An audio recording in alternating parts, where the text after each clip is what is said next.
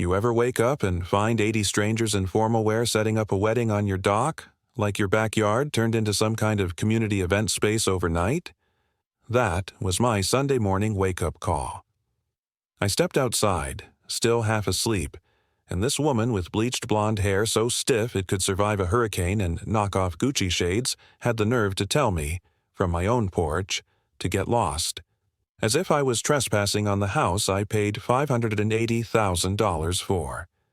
That moment was the start of what would become the greatest, most precise act of suburban revenge this HOA has ever seen. And let me tell you something. Never try to push around a bored mechanical engineer with too much free time and a zero-tolerance policy for petty power plays. When Sophie and I moved into Lake Serenity Estates, we were looking for a fresh start. My wife had passed a year and a half before, and Sophie, she was 16 and drowning in grief, needed somewhere calm to recalibrate. I'd taken early retirement from my military engineering job, and I was pouring my time into a new medical tech startup. Lake Serenity was at the tippy top of what I could afford, but the school district was fantastic. And the house came with one thing I couldn't resist: a private dock jutting out into the glassy blue lake. That dock, with its weathered wood and potential, sold me more than the house did. Sophie lit up the first time she saw it, talking about sunsets and photography. It was the first time she smiled in months, worth every cent. Sure, the realtor mentioned there was an HOA, but between moving, starting a company, and parenting through grief, I figured, how bad could it be? Famous last words. We hadn't even finished unpacking when this woman, looking like a human pearl earring display, stormed up and dropped an 87-page HOA rulebook into my hands. No welcome, no smile, just, Lake Serenity has standards. Turns out she was Patricia Whitfield, HOA president and the unofficial dictator of the community. Within days I got my first violation notice. Apparently my mailbox was an inch too tall. Next came fines for overwatering the lawn, feeding ducks, and the tragic positioning of our trash cans. Sophie summed it up best. It's like they made up rules just for us. I tried not to react. I had a grieving daughter who'd just made new friends. I wasn't about to turn our lives into a neighborhood battleground. Meanwhile, I poured my energy into the dock. As a guy who spent 15 years designing hydraulic platforms for Navy ships, rebuilding a wooden dock was basically adult Lego. I added a floating system, hydraulic supports, and even remote-controlled stabilization. It was therapy.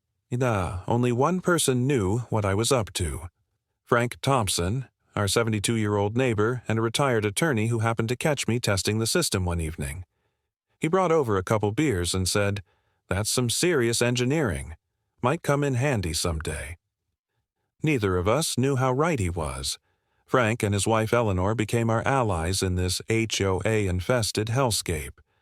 Over burgers and beers, they told us stories about Patricia's rise to power, a sneaky election during the summer when most people were out of town, rule changes that only benefited homes near hers, misuse of HOA fees, and a targeted campaign to force out any homeowner who didn't fall in line, including the guy who used to live in our house.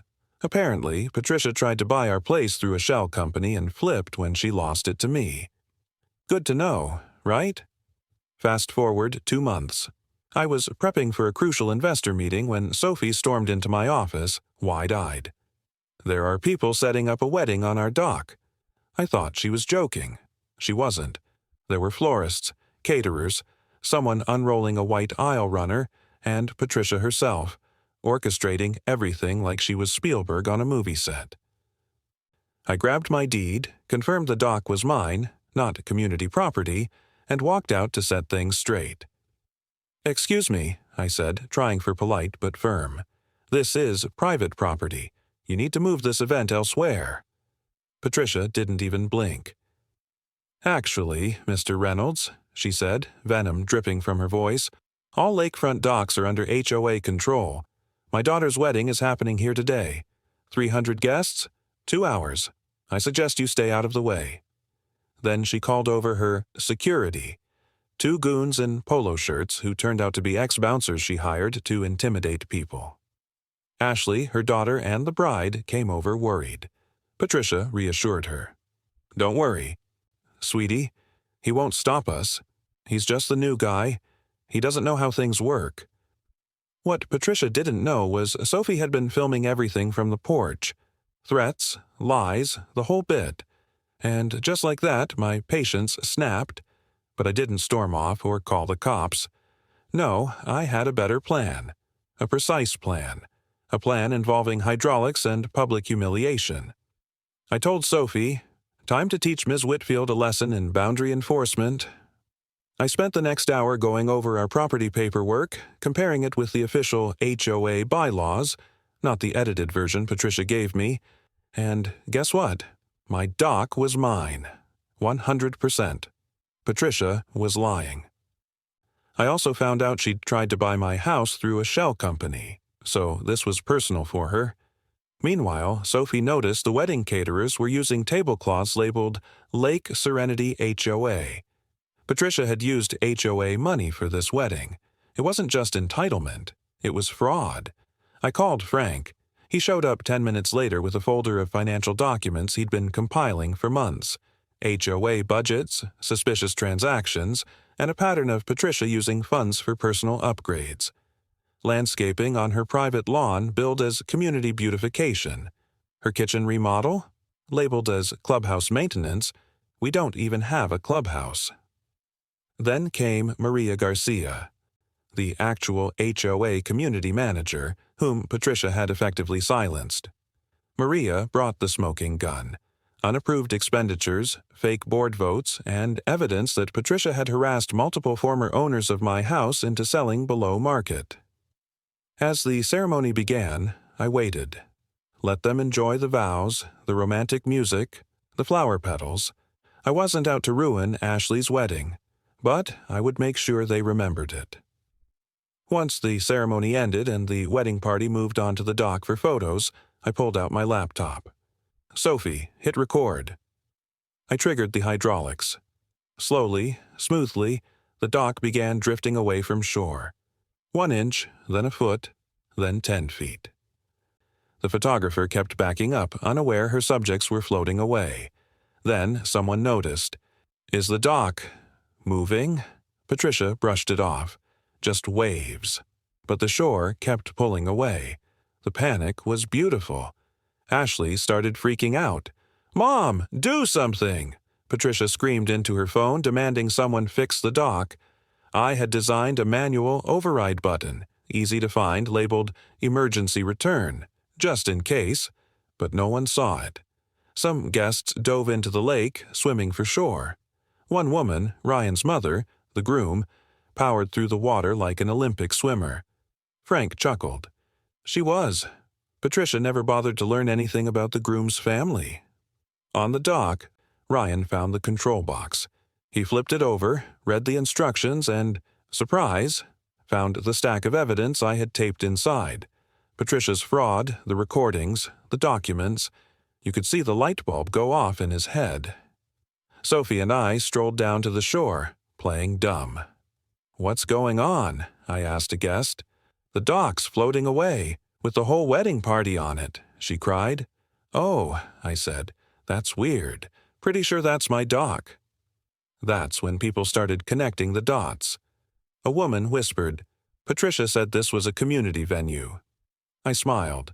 "Nope, private property."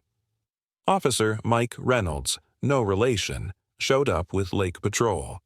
I handed over my deed, the video of Patricia threatening us, and the full folder of financial misdeeds. "She's trespassing," I said, "and using HOA funds for a personal event." Officer Reynolds reviewed everything, nodded, and radioed the Lake Patrol boat. They pulled up beside the dock and informed Patricia, via megaphone, that she was trespassing. She lost it, screaming, threatening lawsuits, trying to get me arrested. Back on shore, Frank and Maria rallied neighbors who started coming forward with their own stories. Selective enforcement, manipulated fines, personal attacks. It was a tipping point. On the dock, Ryan confronted Patricia. We couldn't hear the words, but it was clear he wasn't buying her nonsense anymore. He finally hit the emergency return button, and the dock began drifting back. But I had one last surprise. With another button press, I released the secondary platform, the one with the wedding cake, champagne tower, and gifts. It floated away on its own, tilting dramatically as water lapped over the edge. Ashley screamed like she'd just witnessed a war crime. Patricia was purple with rage. Once the dock touched back on land, Patricia stomped toward me, covered in mud, shouting legal threats. Officer Reynolds stepped between us. "Actually, ma'am, based on the evidence, you're the one facing charges. Fraud, harassment, unauthorized use of funds." Maria backed him up with official HOA documents proving I owned the dock.